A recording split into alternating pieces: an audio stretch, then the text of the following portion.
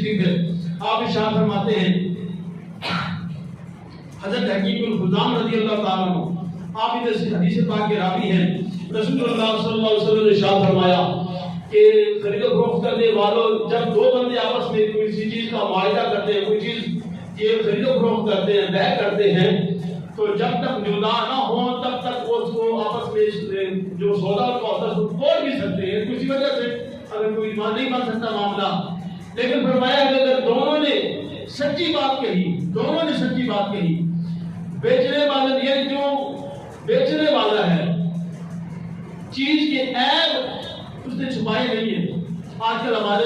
دور میں کیا ہوتا ہے، پتہ ہے کہ چیز میں کیا کیا عیب ہے، اس کے نقصانوں کا پتہ ہوتا ہے، مثلا جانور ہے اس کے نقصان کا پتہ ہے، اس کے عیب کا پتہ ہے، اس کی بیماری کا پتہ ہے، اس کے نقوص کا پتہ ہے، لیکن پتہ ہونے کے باوجود سمجھتے کہ ہم نیک کام کر رہے، کیا کہتے ہیں جو چیز آپ کے سامنے خود دیکھ لی۔ اب ہر بندے کو تو چیز کی سمجھ نہیں ہوتی، وہ کیا دیکھے گا، جو اس کے ذہن میں آئے گا اپنے حساب سے چیک کر لے گا۔ ہو سکتا ہے کہ جو تمہیں پتہ ہے وہ اس کو نہ پتہ چل سکے، تو یہ بھی عیب کو چھپانا ہے۔ تو جس چیز کا پتہ ہے، جو چیز کو چھپائے گا، اگر وہ اس کو چھپائے گا تو مطلب یہ کہ اس نے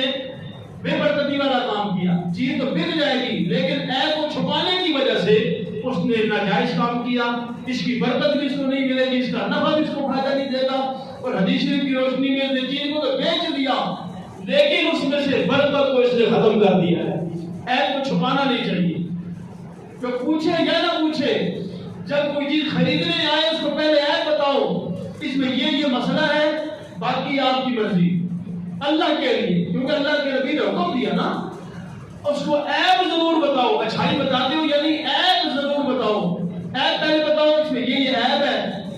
تو اس کے بعد پھر اچھائیاں بھی بتا دو، پھر معاملہ اللہ کی ذات کے سپرد کر دو، یا اللہ تیرے لیے میں نے یہ کر دیا، جھوٹ نہیں بولا، تو اللہ تعالیٰ اس کو تھوڑے میں بھی اللہ تعالیٰ برکت دے گا۔ آپ فرماتے ہیں، اچھا فرمایا کہ خریدنے والے بھی، ہمارے یہاں کیا ہوتا ہے، جب کوئی خریداری کی تو بسا اوقات کوئی نوٹ خراب ہوتا ہے، یا جس میں ہمیں کوئی شک ہوتا ہے کہ مطلب اصلی ہے نقلی ہے، اس کو درمیان میں چھپا کے دے دیتے ہیں تاکہ جلدی جلدی پتہ نہ چلے بےایمانی، یعنی نہ لینے والا بےایمانی کرے نہ دینے والا، پیسے دینے والا بھی کسی قسم کی بےایمانی نہ کرے۔ کسی نوٹ میں شک ہے تو کون جی اس کو صحیح طرح چیک کر لیں، یہ مجھے جرس میں مجھے صحیح طرح نہیں لگ رہا، آپ چیک کر لیں، تسلی کر لیں۔ یہ نہیں کہ رکھ کے بندہ اس کو بتائے کہ یہ نوٹ ہے اور کہیں تسلی کر لو، اس کو جلدی بھی کیا کرے گا، وہ آپ کی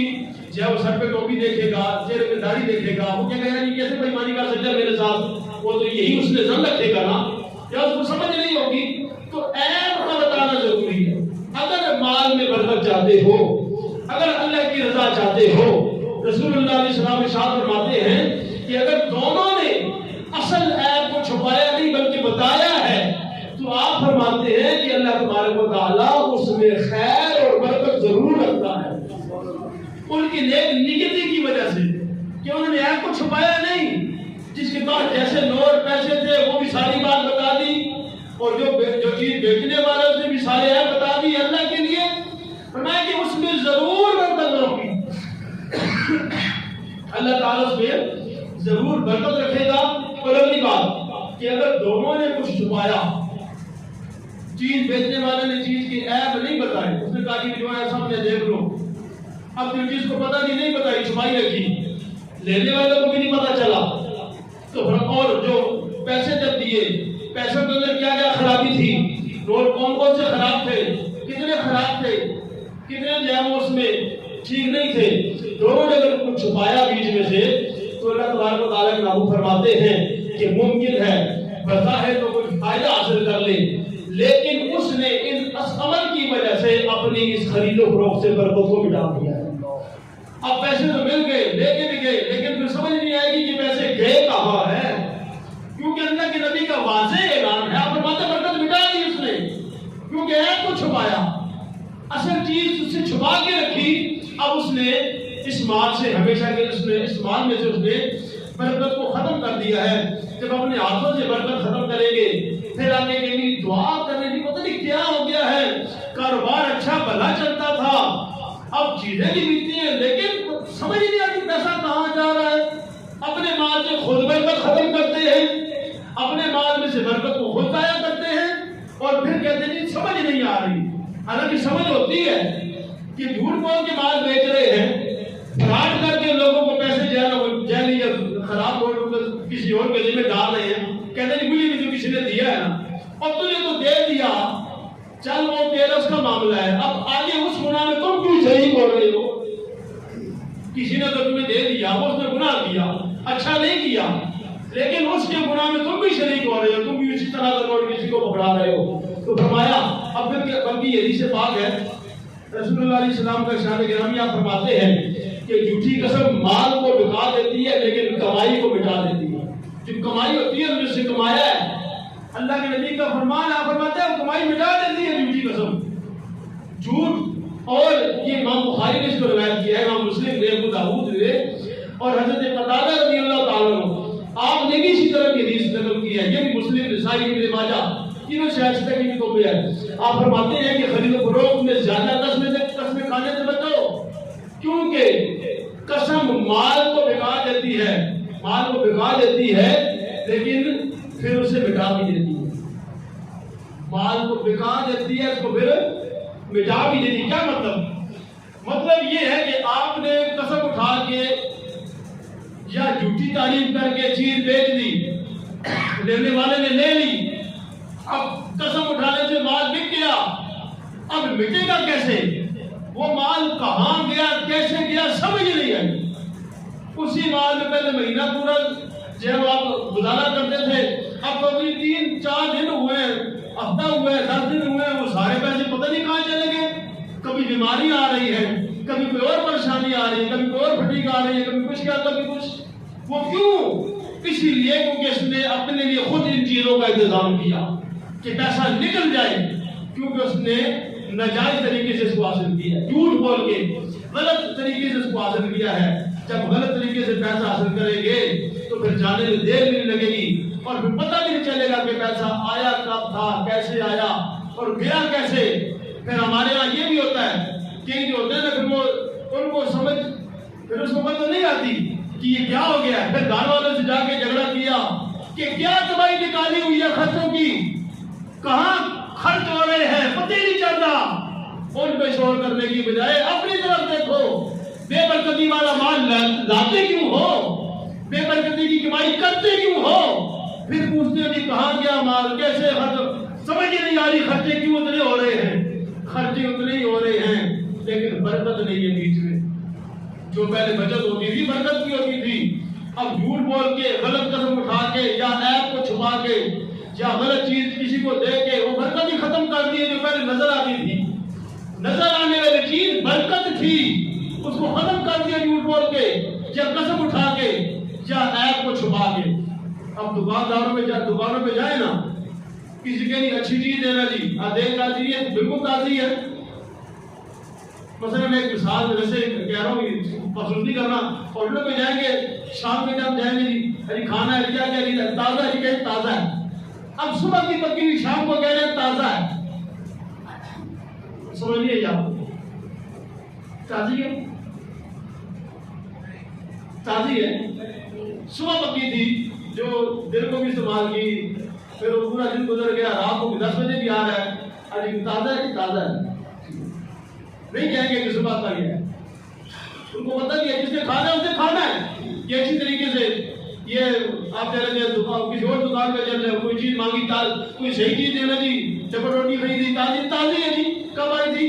روز آنا جانا لگا رہا تھا, نہیں بتایا گا کہ کل کی پڑی ہے یا پرسوں کی پڑی ہے. کیوں کہ یہ جو آنا ہے وہ نہ چلا جائے. وہ خدا کے بندے جب اللہ دیتا ہے, اللہ نے اس کو برکت دے دی ہے, سچ بولتے ہو تو برکت مل جائے گی, نہیں بولو گے چیز تو بک جائے گی,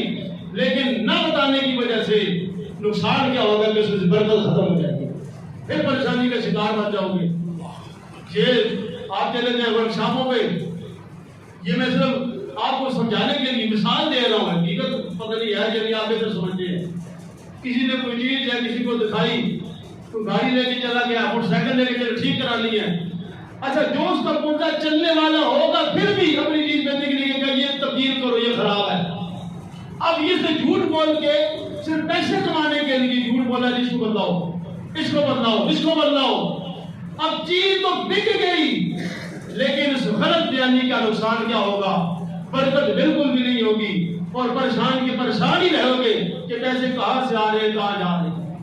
اسی لیے یہ بتانے باتیں سمجھانے کا مقصد یہ ہے کہ ہر بندہ زیادہ تر پریشانی کا شکار کاروباری معاملات میں ہے،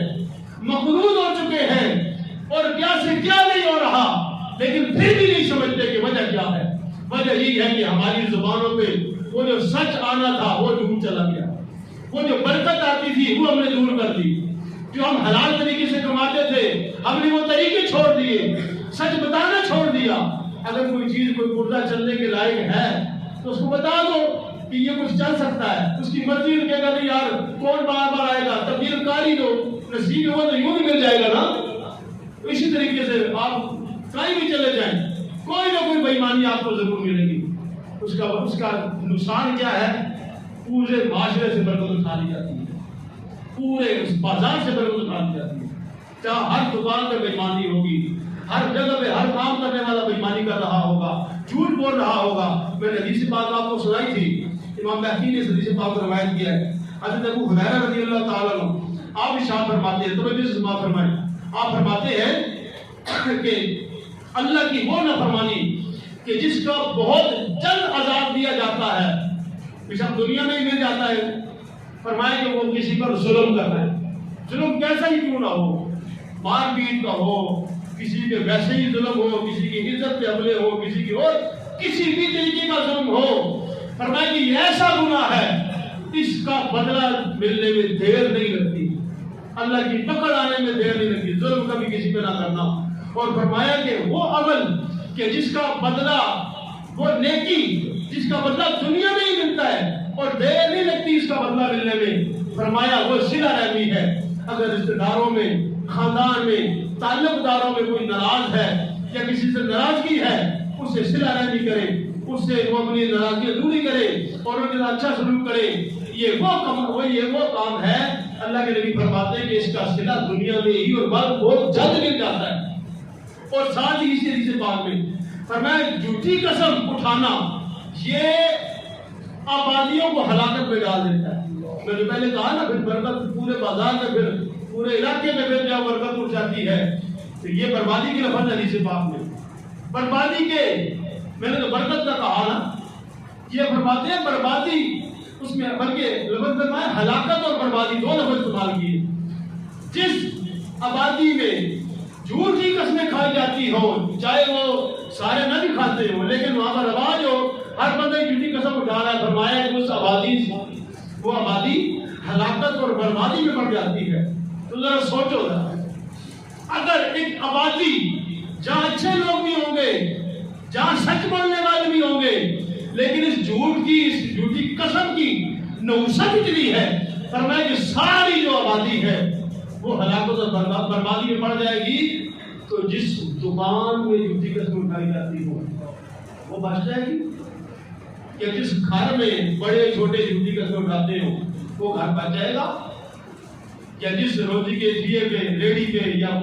جہاں بھی جو سلسلہ ہے کمانے کا وہاں جھوٹ کا استعمال ہوتا ہو، کیا اس کے کاروبار بچ جائے گا؟